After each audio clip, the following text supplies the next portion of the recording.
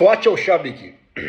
Unajua watu wanataka tuzungumzie haya masuala ya vita kiushabiki. Hukatazi kuwa sehemu unayotaka wewe, lakini mi najitahidi kuleta taarifa ambazo zinatokana na wahusika wenyewe, si kwa mapenzi yangu wala kwa matakwa yangu, na sio habari ambazo mimi najiletea. No, ni habari ambazo ninazifuatilia kwenye vyanzo vya ndani sana, na niliwaambia kuna mambo matatu. Serikali ya Marekani haina utaratibu mzuri wa utoaji wa taarifa. Kila mtu ni mtoaji wa taarifa, kila mtu ni mtoaji wa taarifa. Ukienda Pentagon wana taarifa zao, ukienda White House wana taarifa zao, serikali ni general wana taarifa zao, alafu ukienda kwenye baraza la masenators wana taarifa zao. Sasa unajikuta katika hizi taarifa wanachanganyana, inafikia hatua watu wanavurugwa na taarifa zinazokuja. Sasa haipo hivyo unavyotaka wewe. Vita imefikia sehemu ambayo kiukweli hakuna mtu ametegemea ama angefikiria kwamba tungefika mpaka leo hii. Tunazungumzia vita ambavyo vimeenda zaidi ya siku 28, tunatafuta mwezi mzima.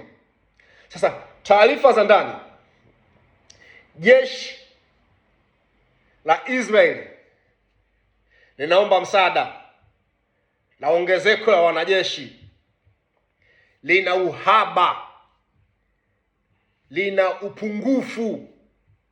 Sasa ukisikia taifa jeshi lina upungufu, maana yake wanajeshi wamekufa sana. Jeshi linaomba liongezewe nguvu, sivyo watafikia hali mbaya, hawawezi wakakabiliana na mapigano yanayoendelea saa hizi. Sababu saa hizi Israeli ina changamoto aina tatu. Ya kwanza, inapigana na Iran.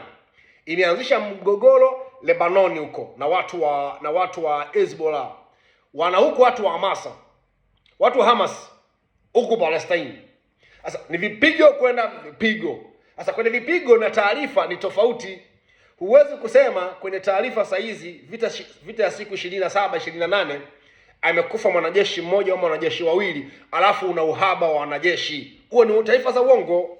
So mpaka saa hizi Israeli imeingia hasara kubwa ya upungufu wa wanajeshi. Hivyo Israeli inaomba msaada, wanajeshi wake wamepungua, otherwise watapoteza uwezo wa kupigana tena. Mashambulio yanaendelea kama kawaida. Hezbollah huko inafanya mambo yake, Teherani huku inafanya mambo yake. Sasa hali hii inaleta mvurugano sana. Marekani, Donald Trump ameongeza siku tena, alisimamisha siku 5, saizi ameongeza mpaka tarehe 6 mwezi wa 4. Kama hakuna majadiliano, hakuna maongezi mazuri hapa, atalipua. Sasa hii vita imemchanganya kwa sababu Iran wamesema wamepoteza imani na serikali ya Marekani kwa sababu hawana ahadi zilizo za kweli.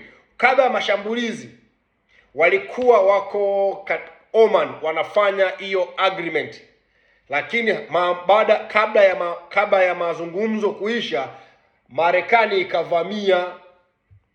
Kwa hivyo sasa majibu yao, hawana imani tena na diplomasia na Marekani. Sasa utajiuliza swali, kwa nini Trump anapospondi? Iran wanasema anapospondi kwa sababu anataka kujipanga ili avamie tena. Sisi tuko tayari. Pentagon imeongeza wanajeshi zingine zaidi ya 10,000 kutoka hiyo 82nd Airborne Division. Walipelekwa kule 2500. Hawa wanajeshi wa kushuka na parachuti wanajitaga the special force, ambao wanakuambia wanaweza wakataki nchi ndani ya masaa mawili. Dadi, hii vita imefika pabaya. Unajua watu wengi, watu wetu wanaichukulia hii vita kimasiara, na kuipimanisha na ukubwa wa Marekani. Haipo hivyo. Vita wanatoa tasmini kwenye uwanja wa vita. Ndio maana unaona serikali ya Marekani mpaka sasa hizi imechanganyikiwa, haiamini kilichotokea. Taarifa zinagongana. Angelina Jackson, msemaji mkuu wa serikali, ana taarifa zake. Ukienda kwa Peter Hegseth ana taarifa zake. Ukienda kwa rais ana taarifa zake. Ukienda baraza la maseneta wana taarifa zao. Netanyahu anakwambia serikali iko sawa, iko strong.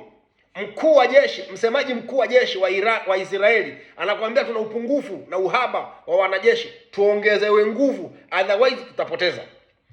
Wewe unaletewa hii taarifa, unabishana na wanaohusika. Sasa wewe ni mapenzi, mimi siwezi kukataza wewe uzungumzie mapenzi, una haki ya kupenda, lakini kiukweli vita hivi vimeenda kutuonyesha weakness, mapungufu ya serikali ya Marekani. Kwanza hawana the good system. Hawana mfumo mzuri wa uongozi wa serikali.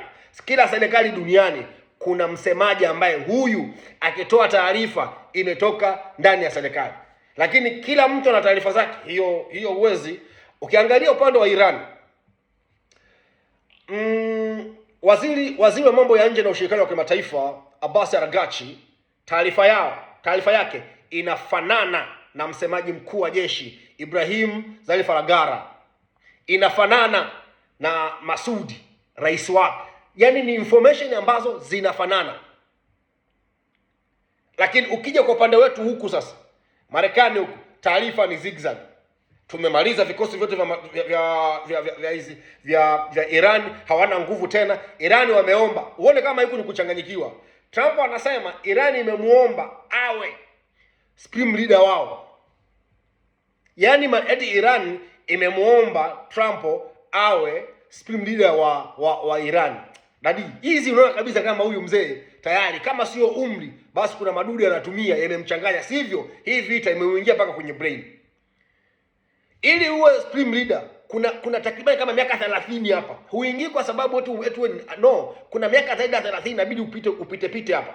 Yeye anakuambia eti Iran wamemuomba kwa sababu unaona wameshindwa. Dadi, alituambia mfereji wa Hormuz uko wazi. Jana anasema kwamba mfereji tumeamua kuongeza siku mpaka tarehe 6 mwezi wa 4 kwa sababu meli zimepita. Meli zinapita zinalipa. Yaani ule mfereji wa Hormuz uko hivi.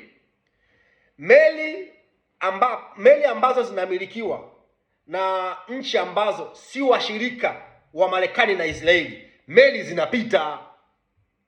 Sio kwamba eti mfereji wa Hormuz haupitishi meli zinapita. Meli ambazo hazipiti ni zile ambazo zina ushirikiano na Marekani na Muisraeli. Hizo ndio meli hazipiti dadi. Hujasikia meli ya Israeli imepita, hujasikia meli ya Marekani imepita, hujasikia meli ya Japani. Japani imepitisha meli Jumamosi hapa baada ya kulipa dola yenye thamani ya milioni 2 equivalent na yuan, kwa sababu kule kwenye Hormuz unalipa kwa kupitia pesa ya China yuan. Equivalent yake, rate yake inalingana na thamani ya pesa Marekani, dola milioni 2. India ilipitisha. India ni mshirika wa Marekani. Japan kuanzia mwaka 1945 baada ya kupigwa Hiroshima na Nagasaki alikuwa chini ya Marekani mpaka leo, na wananchi mpaka sasa bado wanaandamana. Hawawezi kuendelea kuishi wananchi wa Japan chini ya utawala wa Washington DC. Sasa kiukweli mpaka saa hizi Israeli imeingia hasara na imepoteza watu wake wengi, wanajeshi. Msemaji wa jeshi anaongea.